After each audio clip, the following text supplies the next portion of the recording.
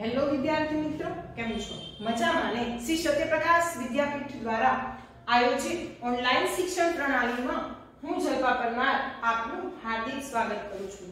વિદ્યાર્થી મિત્રો, અગાઉના લેક્ચરની અંદર આપણે સુભાષિતમ સપ્તકમ 7 સુભાષિતમાંથી 4 સુભાષિતની સમજૂતી મેળવી લીધી હતી. બાકીના 3 સુભાષિતની સમજૂતી આપણે આજે મેળવશું, પણ એ પહેલા સુભાષિત એટલે શું? તો કે બૌદ્ધ વચન, જેમાંથી કંઈક આપણે મૂલ્યો શીખવા મળે, કંઈક શ્રેષ્ઠ વિચારો શીખવા મળે અને આપણા જીવનના ઘડતરની અંદર ઉપયોગી બને એટલે સુભાષિત. જેમાંના પહેલા 4 શ્લોકની સમજૂતીનું થોડું પુનરાવર્તન કરી લઈએ, ત્યારબાદ આપણે આગળ સમજશું. સને પંથા સને કંથા સને પર્વત લંઘનમ શને વિદ્યા સને વીરતમ પંચતાની શને શને.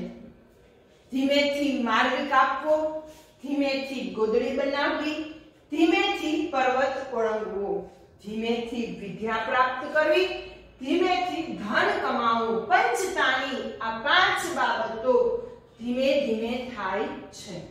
નેક્સ્ટ, સિલમ સૌર્યમ મનાલસ્યમ પંડિતાયમ મિત્ર સંગ્રમ અચોર હરણ્યાની પંચતાનય શયોનિધિ. સિલમ એટલે કે શૂરવીરતા અથવા સારું ચરિત્ર, શૂરવીરતા, ઉદ્યમશીલતા, પંડિતાઈ, સારા મિત્રનો સંગ્રહ અને ચોર ચોરી ન કરે ત્યાં સુધી આ 5 બાબતો અક્ષય નિધિ ખજાનો છે અથવા તો શ્રેષ્ઠ ખજાનો છે અથવા અવિનાશી ખજાનો છે. સહતિ શ્રેયસી પૂષા વિગુણેસ્વ વપી બંધેષુ તુષરેપી પરિભ્રષ્ટા ન પ્રહંતિ તંડુર્ણા. વિરોધી ગુણ ધરાવનારા સગાઓમાં પણ મનુષ્યની એકતા કલ્યાણકારી હોય છે.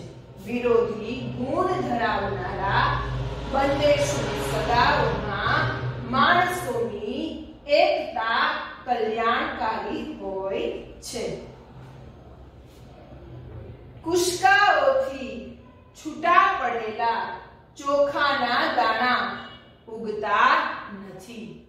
કુશકાઓથી છૂટા પડેલા ચોખાના દાણા ઉગતા નથી.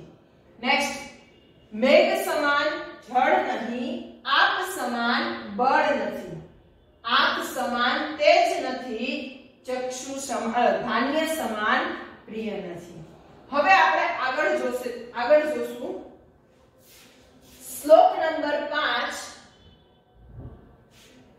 સત્ય તપો જ્ઞાન મહિંતા ચ વિદ્રુત પ્રણામમ ચ સુશીલતા ચ એતાનિય વિદધાતિ શવિદ્રાણ નહોક પક્ષો વિહગ પ્રયાંતિ.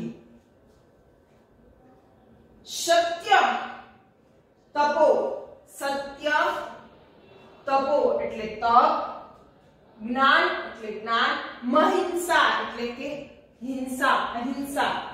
સત્ય, જ્ઞાન,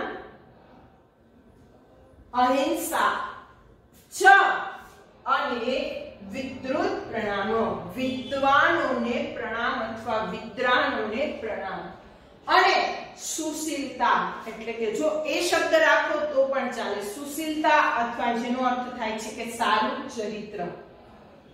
સત્ય, તપ, જ્ઞાન, અહિંસા, વિદ્વાનોને પ્રણામ અને સુશીલતા. એતાની આ યો જે આ વિદ ધાતુ સવિદ્રાણ, જે આ વિદ ધાતુ એટલે કે જે આ કરે છે તે, સહ તે વિદ્રાણ, વિદ્રાણ જે આ કરે છે, જે આ બધું કરે છે, પણ કયું?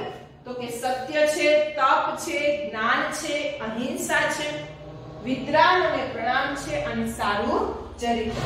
જે આ બધું કરે છે ત્યારે એ વસ્તુ શું બને છે? વિદ્રાન. હું માણસને શ્રેષ્ઠ ક્યારે કહી શકું? તો કે એની અંદર રહેલા ગુણ, જેને હું વાંચી શકતી હોય, જેને હું ઓળખી શકતી હોય, ત્યારે એ માણસને કહી શકું કે આ માણસનો શ્રેષ્ઠ વિચાર છે, સારો માણસ છે, સારો વિચાર છે, પણ એ કરવા માટે માણસની અંદર કંઈક ગુણ રહેલા હોય છે, જે આ ગુણ હવે અહીંયા તમને 1 માર્ક કે 2 માર્કના પ્રશ્ન જવાબમાં પૂછાઈ શકે છે કે વિદ્વાન બનવા માટે કેટલી બાબતો જરૂરી છે. તો યાદ રાખજો, સત્યતા, જ્ઞાન, અહિંસા, વિદ્વાનોને પ્રણામ અને સુશીલતા. હવે પોતે તો વિદ્વાન બને છે, તો અહીંયા વિદ્વાનોને પ્રણામ નહીં, એનાથી મોટા હોય એનું કહીને કે જેનું માન જાળવવું, જેની પ્રતિષ્ઠા જાળવવી, મોભો જાળવવો, એની વાત કરવામાં આવી છે. ન હોક પક્ષો વિહગ પ્રયાંતિ, ન એટલે નથી, હોક પક્ષો એટલે કે એક પાંખ વાળું, વિહગ પક્ષી, પ્રયાંતિ ઉડી શકતું નથી. એક પાંખ વાળું પક્ષી ઉડી નથી શકતું. હવે 3 બાબતમાં તો આપણે સમજાઈ ગયું. ચોથી બાબત એવું કે છે એક પાંખ વાળું પક્ષી ઉડી ન શકે. હા, માણસની અંદર બધા જ ગુણો સારા હોય, પણ જો એકાદ ગુણ માણસની અંદર ખરાબ હોય તો એ માણસ કોઈ કાર્ય કરવા માટે સક્ષમ રહેતો નથી. એટલે અહીંયા કહે છે કે એક પાંખ વાળું પક્ષી ઉડી નથી શકતું, એટલે કે વિદ્વાન બનવા માટે બધા જ ગુણોની આવશ્યકતા જરૂરી છે. આમાંનો એક પણ ગુણ અવગુણ ચાલતો નથી. માટે કીધું છે, તમને એક ઉદાહરણમાં સમજાવી દીધી છે લીટી. એક પાંખ વાળું પક્ષી ઉડી નથી શકતું, કેમ કે ઉડવા માટે, સક્ષમ બનવા માટે હંમેશા 2 પાંખની જરૂર હોય છે. એ માણસને શ્રેષ્ઠ બનવા માટે એટલા ગુણોની જરૂર પડે છે. રેડી? ફરી વખત આખું ભાષાંતર 4 લાઈન. સત્ય, તપ, જ્ઞાન, અહિંસા, વિદ્વાનોને પ્રણામ, સુશીલતા. આ જે આ બધું કરે છે તે શું બને છે? તે વિદ્વાન બને છે. એક પાંખ વાળું પક્ષી ઉડી શકતું નથી. નેક્સ્ટ, 6 નંબરનો શ્લોક. કાષ્ઠદંની જાયતે મધ્યમાનતઃ ભૂમિસ્તતોયો ખંડમાના દદાતિ સોવત્સાના નાસ્ય સાધ્ય નરણા માર્ગોરબ્ધા સર્વયત્નઃ ફલંતિ. હવે આ શ્લોકની અંદર જો તમને એમ થશે કે અર્થ વિસ્તારની અંદર આવી 4 બાબત 4 લાઈનના પેરેગ્રાફમાં અર્થ વિસ્તાર ન પૂછાય તો 2 લાઈનના પોર્શન પણ કરી શકે છે. આ તમારા માટે આઈએમપી છે. સોહત્સાના નાસ્ય સાધના નરણા માર્ગરબ્ધા સર્વયત્નઃ ફલંતિ. ફરી વખત આપણે જોઈએ શ્લોકમાં. કાષ્ઠાદગ્નિ, કાષ્ઠા એટલે કે લાકડું, દગ્નિ એટલે કે અગ્નિ, જાયંતે એટલે ઉત્પન્ન થાય છે, મધ્યમાનંતે, મધ્ય એટલે ઘસવામાં અને માનંતે એટલે આવતા, ઘસવામાં આવતા લાકડામાંથી અગ્નિ ઉત્પન્ન થાય છે. શું ઉત્પન્ન થાય છે? ઘસવામાં આવતા લાકડામાંથી, ઘસવામાં આવતા લાકડામાંથી અગ્નિ ઉત્પન્ન થાય છે. નેક્સ્ટ, ભૂમિતસ્તોયો ખન્યમાના દદાતિ. ભૂમિ એટલે કે જમીન, સ્તોયમ એટલે પાણી, ખન્યમાના એટલે કે ખોદવામાં આવતા, દદાતિ એટલે આપે છે. ખોદવામાં આવતી જમીન શું આપે છે? પાણી આપે છે. યાદ રાખજો, દરેક એક માર્કની અંદર પ્રશ્નમાં પૂછાય. ઘસવામાં આવતા લાકડામાંથી અગ્નિ ઉત્પન્ન થાય છે, એવી જ રીતે ખોદવામાં આવતી જમીનમાંથી અથવા ભૂમિમાંથી પાણી આપે છે. દદાતિ એટલે આપે છે. સોહસાના નાસ્ય સાધન નરણા. સોહસાના એટલે કે ઉત્સાહી, નરણા એટલે મનુષ્ય, નાસ્ય સાધ્ય કઈ પણ અશક્ય નથી.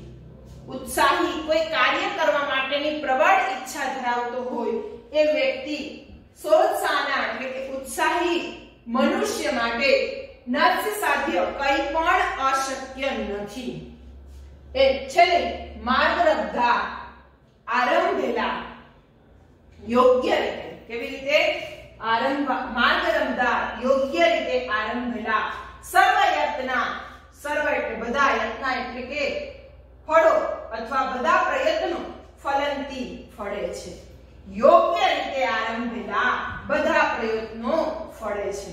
તો આમાં તમને શું કહેવા માંગે છે? શ્લોક નંબર 5 ની અંદર કે ઘસવામાં આવતા લાકડામાંથી અગ્નિ ઉત્પન્ન થાય છે. હા, આ શ્લોકની અંદર એવું કે છે કે મનુષ્ય જો ધારે તો કોઈ પણ કામ એના માટે અશક્ય હોતું નથી. ધારે તો એ બધા જ કાર્યને ખૂબ જીવટથી અને શક્ય બનાવી શકે છે.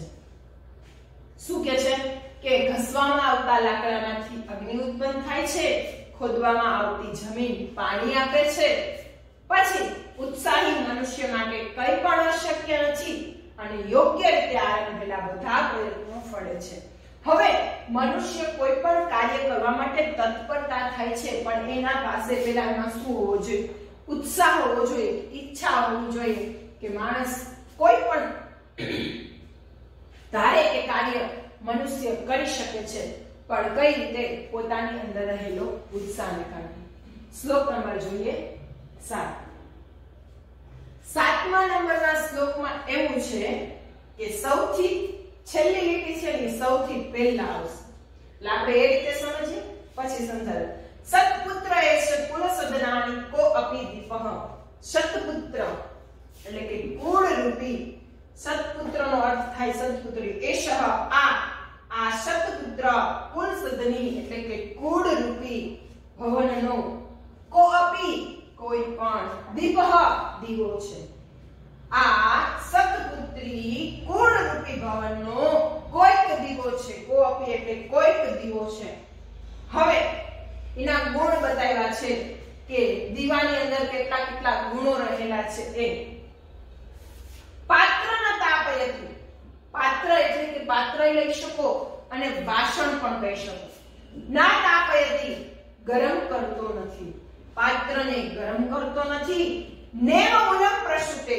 નેવ એટલે નહીં, મલમ એટલે કે મેષ જેને કહીએ કે આપણે કાળાશ જે દીવાની અંદર થતી હોય, પ્રસુતે ઉત્પન્ન કરતો નથી. પાત્રને ગરમ કરતો નથી, મેષને ઉત્પન્ન કરતો નથી. ન પ્રસુતે એટલે ઉત્પન્ન કરતો નથી. સ્નેહના સહર્તિ.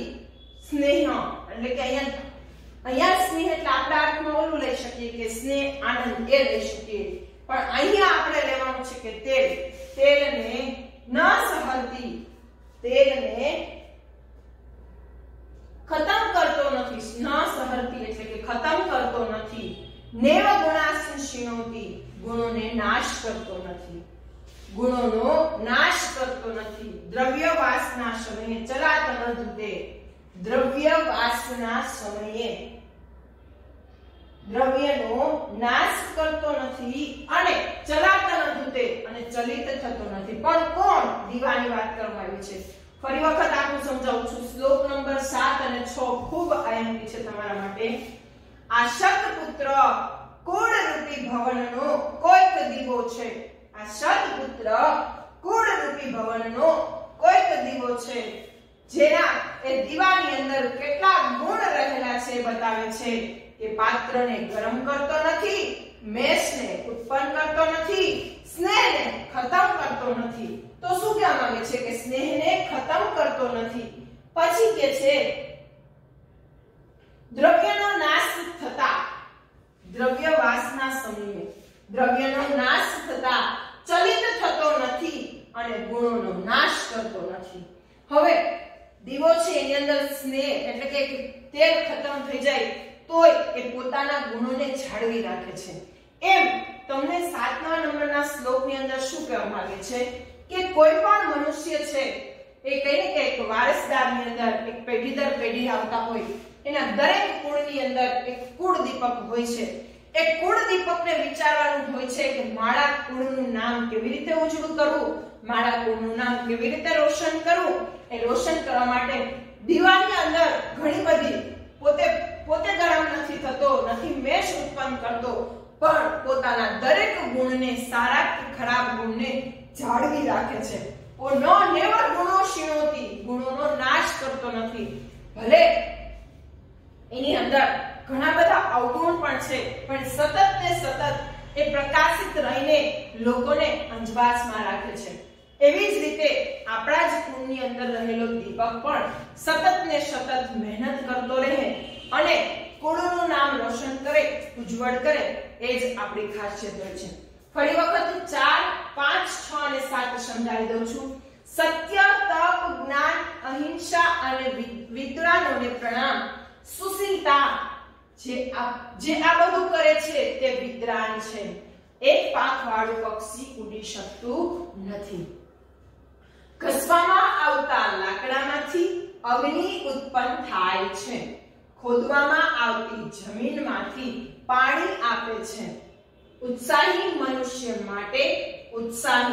મનુષ્ય માટે કંઈ પણ અશક્ય નથી. યોગ્ય રીતે આરંભેલા બધા જ પ્રયત્નો ફળે છે. આ સત્પુત્ર કુળરૂપી ભવનનો કોઈક દીવો છે. પાત્રને ગરમ કરતો નથી, મેષને ઉત્પન્ન કરતો નથી, સ્નેહને ખતમ કરતો નથી, દ્રવ્ય વાસનાના સમયે ચલિત થતો નથી અને ગુણોનો નાશ કરતો નથી. તો વિદ્યાર્થી મિત્રો, આજના લેક્ચર માટે આટલું જ. જય હિન્દ, જય ભારત, જય સ્વામિનારાયણ.